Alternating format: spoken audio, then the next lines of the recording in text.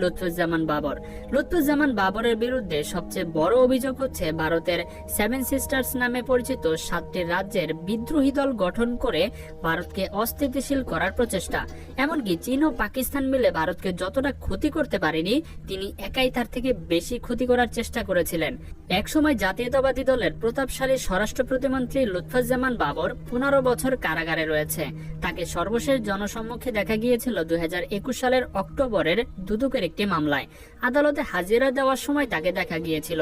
এখন তিনি কেরানীগঞ্জের ঢাকার কেন্দ্রীয় কারাগারে ফাঁসির রায়ের চূড়ান্ত নিষ্পত্তির সময় গুনছেন।